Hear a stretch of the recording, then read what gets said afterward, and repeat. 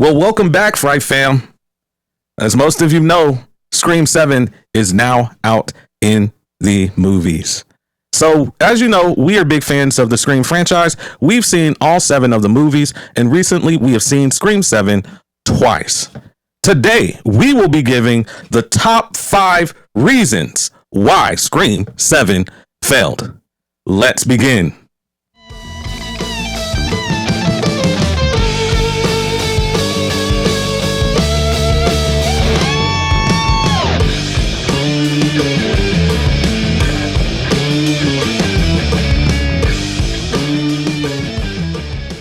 So Ryan, let's begin with our top 5 fails for this movie. So Ryan, what's your number 5 fail for Scream 7? My number 5 is the fact that the writing in this movie was simply atrocious.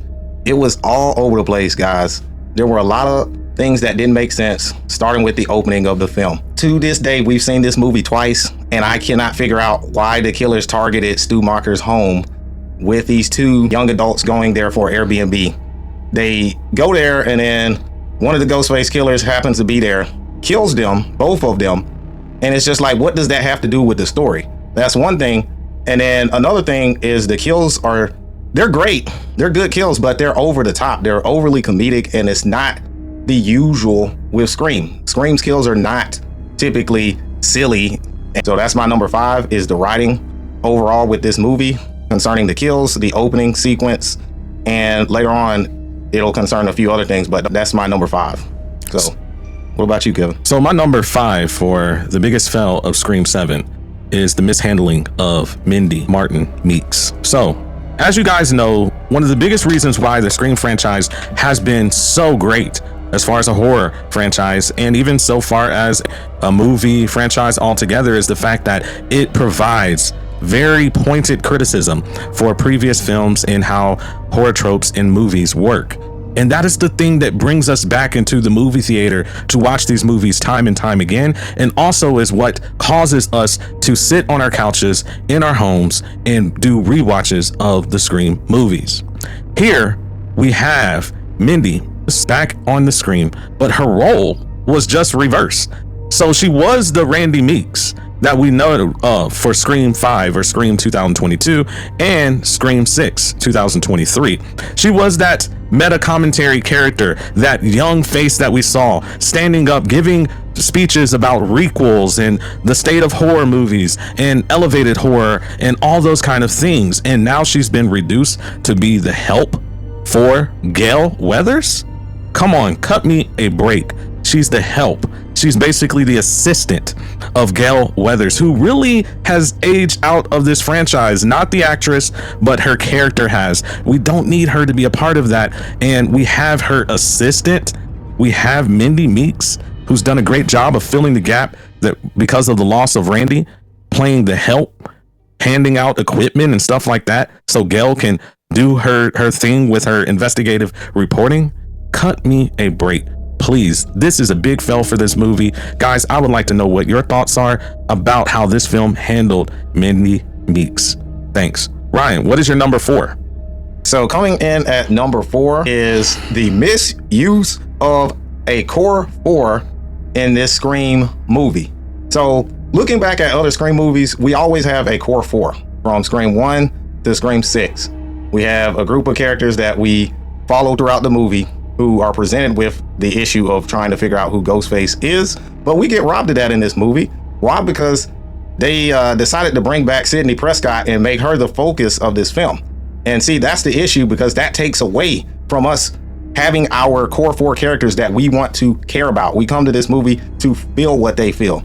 And by having the focus shifted to Sidney, we don't get to feel anything for these characters when a lot of them get killed. And another thing is we don't get a core 4. We get a core 3, and it's not really a core because the characters are not really memorable outside of Sidney's daughter, Tatum. So when they get killed, you're just like, the other 2 get killed, you're just like, nah. So that's my number 4. Kevin, what about you? What's your number 4? So my number 4 reason of why Scream 7 fails is a weak meta commentary. So as you Scream franchise, like I've said before, has a forte for providing us with some of the best commentary that is relevant to today's society. You remember back in 1996, or if you weren't alive back then, I was little, 6 years old. But if you remember that film, or you later watched that film, or if you were an older person, older than myself, and you watched that film, you realize how potent that commentary was and how on point it was from that particular state of horror movies. And then we had our next sets of Scream movies that did a phenomenal job with creating critiques of society from Scream 4, even though it's not my favorite film. In 2011, it talked about the rise of social media and the fact of live streaming and things of that nature, which later took off after that movie and providing critique with that movie. You look at the other films that we had even more recently with Scream 6 being set in a urban area in New York City, and the commentary about you can't hide anywhere. Even if you hide in the public, you can be taken out. And so we see that meta commentary is so prevalent in the Scream movies, yet this movie tries to talk about AI, and it does so by doing a deep fake of Stu Macher and saying, oh, by the way, guys, Stu Macher has been dead, guys. And it really doesn't add anything or produce any kind of relevant opinion on AI or anything of that nature. In part, the reason why it doesn't is because Mindy Meeks is not playing the role that she was suited for. This film takes her out of where she should be in her role. And also, it doesn't, if you're going to replace Mindy Meeks, then at least put another character in that kind of role, providing that kind of meta commentary to us. And if you're not going to do that, at least use a holistic approach where a lot of characters throughout the scenes of this movie are providing an opinion that is something of substance on how we should think of AI. But this film doesn't do it. All it does is use AI to basically fill butts in seats at the box office here in the movie theater by saying, oh, we got all these old characters from back in the original Scream come into play, and they played deep fakes, and no commentary was given by this film. And as a result, this film suffered. So that's my number 4 fail. Ryan, what is your number 3 fail for this movie? So coming in at number 3 is bringing Sidney back. That is my number 3 biggest mistake with this film. We don't need Sidney Prescott in these Scream films. Look at Scream 6. I know a lot of people hate Scream 6 because of the Ghostface reveals, but you can throw that to the side. The first 2 acts were pretty good. And guess what? We didn't have Sidney Prescott in Scream 6. So that is a product that says that, hey, we don't need Sidney Prescott. And it really makes this film suffer because we've already seen Sidney Prescott in all these films outside of the last one. We saw her in 1 through 5, and it's constantly involving Sidney. We're tired of these legacy characters. It lowers the stakes. It makes it to where you already know walking into the theater that Sidney's not gonna die. So when we focus too much on Sidney and then we make our core 3 characters take a back seat, when some of those characters die, we don't have any emotional attachment, and that takes away from the film. It lowers the stakes. And that's why I would like to see in Scream 8 that we not bring back any legacy characters into the film. We're getting sick and tired of these legacy characters. So that's my number 3 biggest mistake with this movie. Yes. So my number 3 biggest mistake or fail for this movie is the Ghostface reveal. So as you guys know, if you've seen the franchise, this is one of the major parts. This is an element of why this franchise has been so great, is that it has had great Ghostface reveals. It's an important, integral part of this type of franchise's success. Without a good Ghostface reveal, what we don't usually get is a good movie. Just like if we don't have a good opening, we typically don't get a good movie for this franchise. And so here we have talked, if you've watched our other videos where we predicted who the ghost faces are, we got one of the ghost faces right in our predictions, and that was Anna Camp. And we knew it right away. In fact, I know a lot of the people who are on YouTube, I even listened to the Ringer Big Picture podcast where you had Sean on that podcast talk about it was very obvious that she was Ghostface, and I think Cody Leach has mentioned that as well. But we predicted it before the movie, even seeing the movie for the first time, and so it was so obvious that she would be the reveal. But the part that I had a problem with was not that it was so obvious for her, but the fact that she was a person who had mental health problems and was locked up in an insane asylum, and she read Sidney's books, and then it gave her the motivation to go out and murder her husband and then gave her the motivation to start this rampage of kills. And somehow she was angry that Sidney wasn't in New York so she could be a part of the Ghostface trio over there. It just did not make sense. So the more that Anna Camp played her Amber Freeman type, balls to the wall type nature, it just became so unsettling. It was like, am I watching Scream or am I watching Scary Movie 6? Which one am I watching? Scream 7 or Scary Movie 6? It was comical because none of it made any sense of why she was Ghostface. There was no personal connection tied to the main protagonist. There was no romantic connection tied to them. There was no legacy motivation tied to them. So it really didn't make sense. And then the fact that we have the bald head guy from the one scene that he was in prior at the insane asylum being one of the ghost faces, and then we had another guy with a gruff face that we saw one time at the coffee shop being Ghostface. That was pathetic. What's made these films successful is not, oh, can I surprise you and you not figure out who Ghostface is. What's made these films successful is the motivations behind why the person who is playing Ghostface does what they do. Even Jill Roberts, that character was much better Ghostface than any of these, even though I've critiqued the Jill Roberts character. And of course,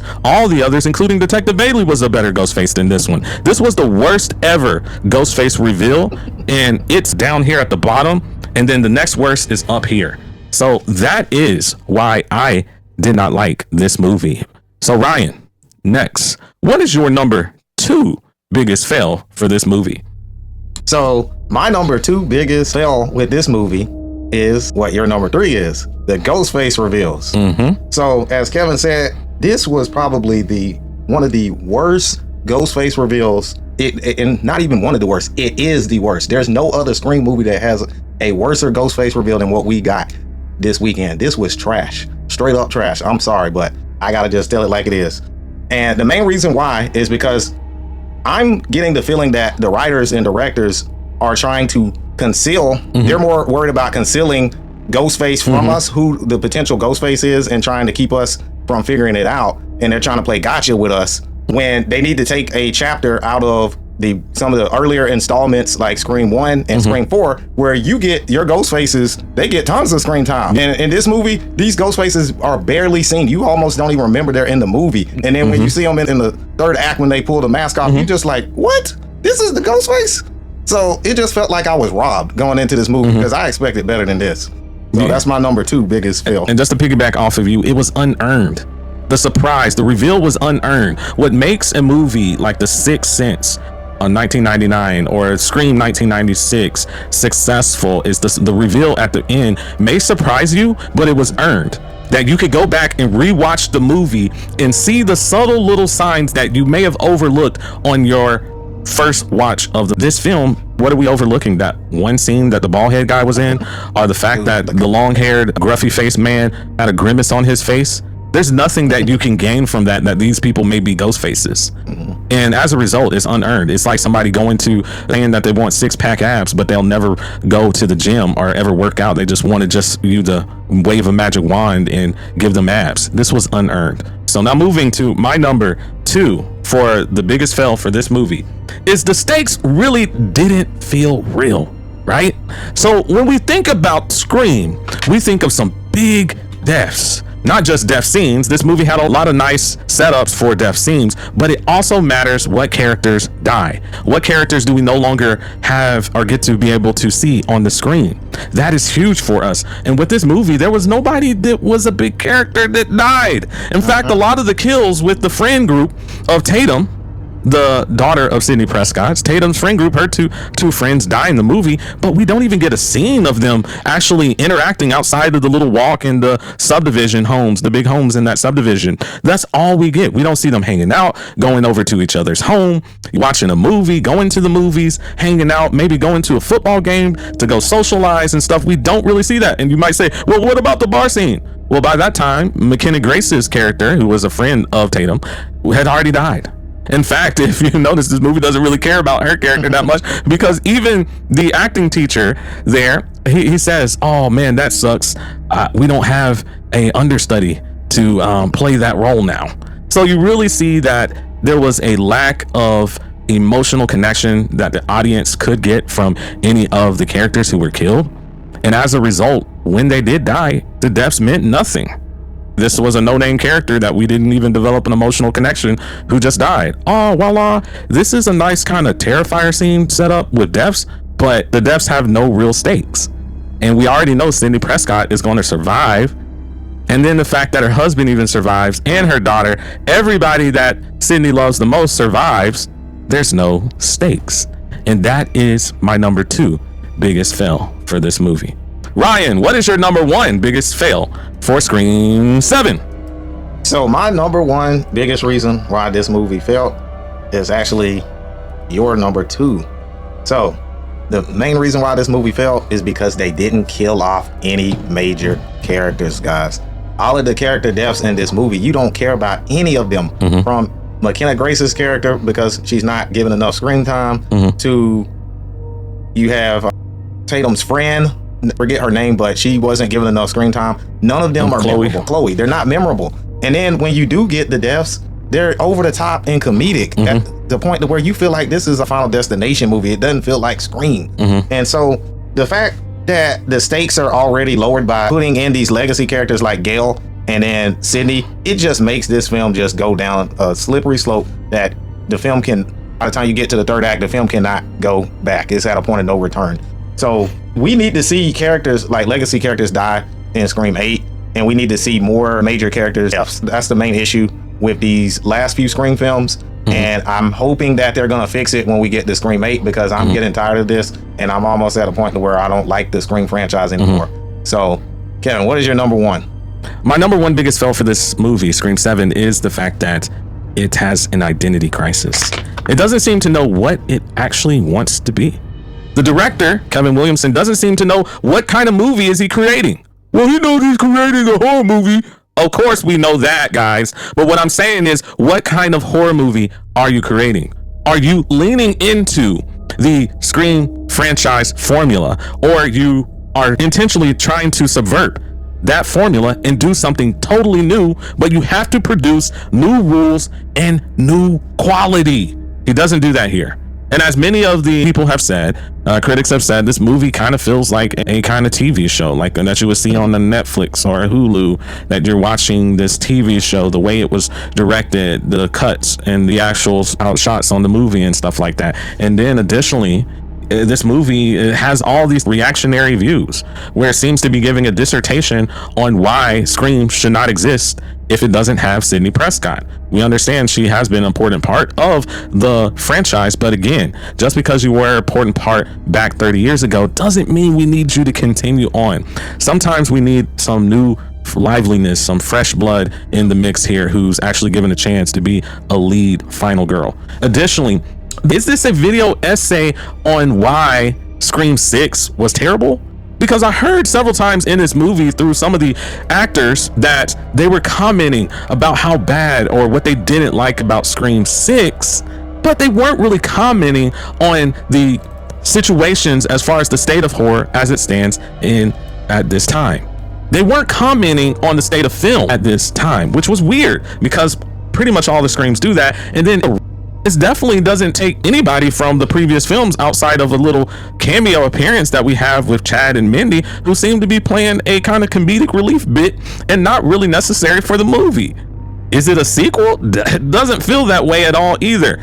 Is it a standalone? The fact that they keep having this AI stuff going on with Stu Macher all throughout the movie, we see more Stu Macher than we actually see Tatum interact with her friends. How pathetic is that? And then what is this movie? Is it even a Scream movie, even though it doesn't have real meta commentary, which has been a standard for the Scream franchise for the last 30 years? So this movie has an identity crisis. We know from Scream 1 that we had meta commentary on the 80s horror and talking about the tropes from that. We know with Scream 2 that we're talking about commentary for what is a good sequel and what makes sequels not as good as the original, as you see that exchange happening between Randy and the rest of the film class that he's having a discussion with, and also one of the Ghostfaces in that movie he's having a discussion with. In Scream 3, we talk about the corruption, the commentary about the corruption in Hollywood and stuff like that. And then the fact that was a part, that exposure for this movie to talk about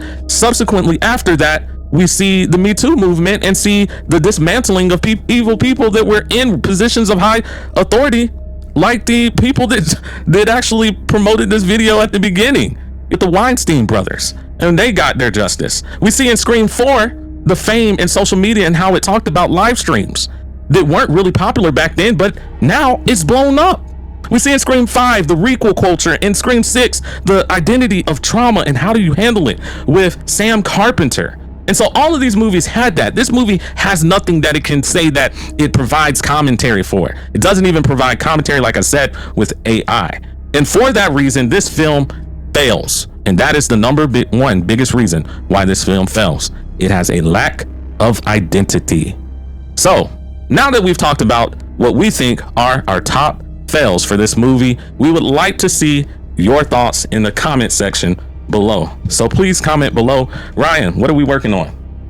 So we are working on picking another franchise to review, and we're also working on giving you all a tier ranking of the movies we've seen from January to February. So, and remember, Fright Fam, be watchful.